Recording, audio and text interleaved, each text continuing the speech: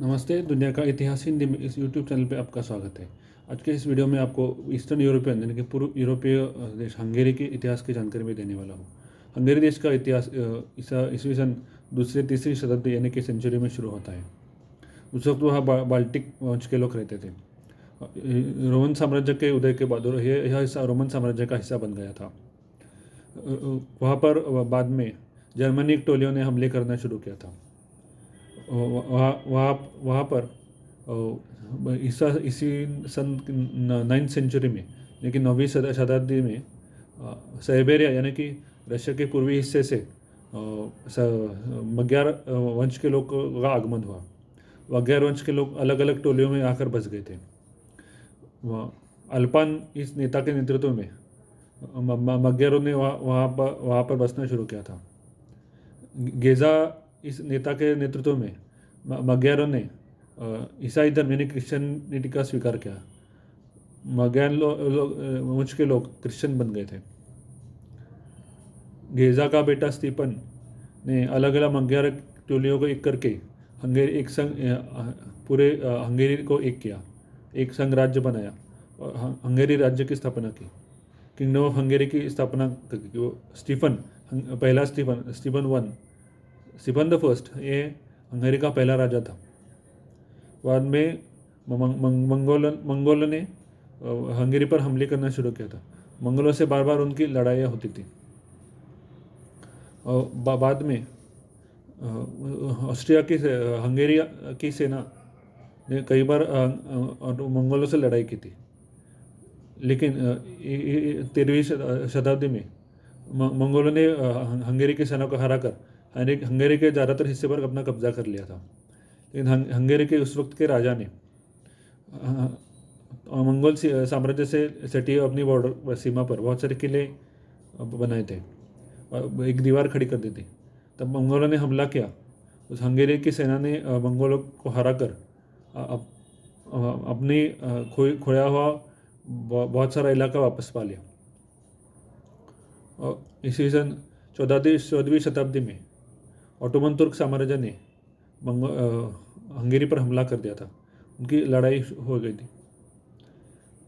Ottoman साम्राज्य ने हंगेरी को हराकर हंगेरी का कुछ हिस्सा अपने कब्जे में कर लिया था और कुछ आधे हिस्से पर ऑस्ट्रिया हंगेरी साम्राज्य का आधिपत्य हो गया था।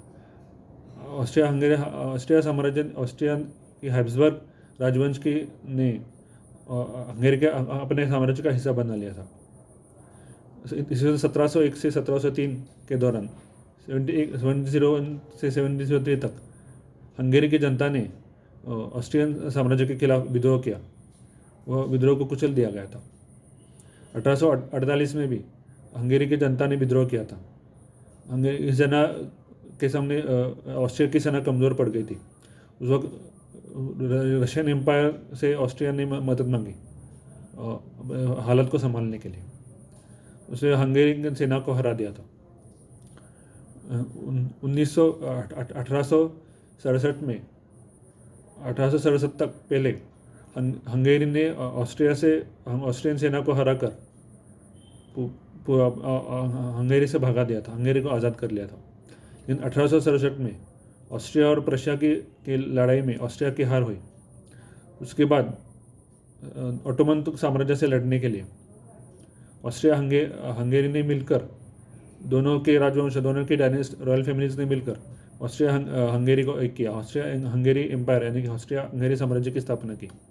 उन्होंने ऑटोमन साम्राज्य को पहले हरा दिया था।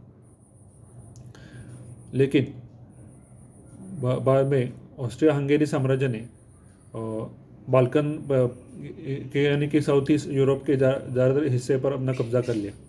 Serbia, Croatia, Bulgaria, Bosnia Herzegovina, Macedonia जैसे देशों पर अपना कब्जा कर लिया था। वह ऑस्ट्रिया हंगेरी साम्राज्य का हिस्सा बन गए थे। कुछ हिस्सा ऑटोमन साम्राज्य के अंदर हाथ में चला गया था। 19वीं शताब्दी में बाल्कन रीजन में ऑस्ट्रिया हंगेरी साम्राज्य के खिलाफ नाराज़गी फैलने लगी थी। वहाँ की जनता गुस्से में थी। वहाँ पर विद्रोह करने की कई बार कोशिशें हुई। वहाँ पर राष्ट्रवाद की यानी कि नेशनलिज्म की भावना तेज़ी से बढ़ने लगी थी।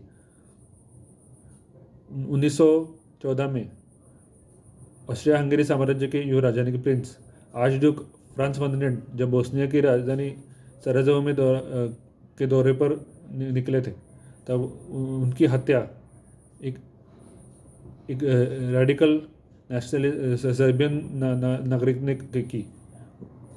उस हत्या के बाद ऑस्ट्रिया हंगेरी साम्राज्य और सर्बिया के बीच में युद्ध छिड़ गया।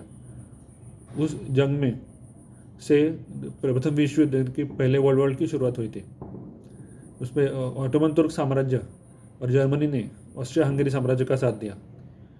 ब्रिटेन यानी कि यूके फ्रांस ने अमेरिका संयुक्त राज्य यानी कि यूएस से के साथ मिलकर सर्बिया का साथ दिया और इस जंग में कूद गए थे। इस महायुद्ध प्रथम विश्व युद्ध में सेंट्रल एक्सेस पावर्स यानी कि ऑस्ट्रिया हंगेरी जर्मनी और ऑटोमन तुर्क साम्राज्य की हार हुई। इसके बाद 1918 में उनकी पहले विश्व युद्ध में हार होने के बाद ऑस्ट्रिया हंगेरी साम्राज्य कमज़ोर हो गया और वो टूट गया। ऑस्ट्रिया और हंगेरी फिर से अलग अलग हो गए। द्वितीय विश्व युद्ध में हंगेरी ने सेंट्रल पावर्स यानी कि जर्मनी और ऑस्ट्रिया का साथ दिया था। इसमें इस द्वितीय विश्व युद्ध में यानी कि सेकेंड वर्ल्ड वॉर में उनकी हार हुई। उनकी हार के बाद हंगेरी में साम्यवादी समाज का कम्युनिस्ट सरकार की स्थापना हुई। 1990 में यहाँ पर वहाँ पर कम्युनिस्ट सरकार थी। सोशलिस्ट गवर्नमेंट यूएसएसआर यानी कि सोवियत संघ के बहुत करीब थी। उनके साथ उनकी दोस्ती थी।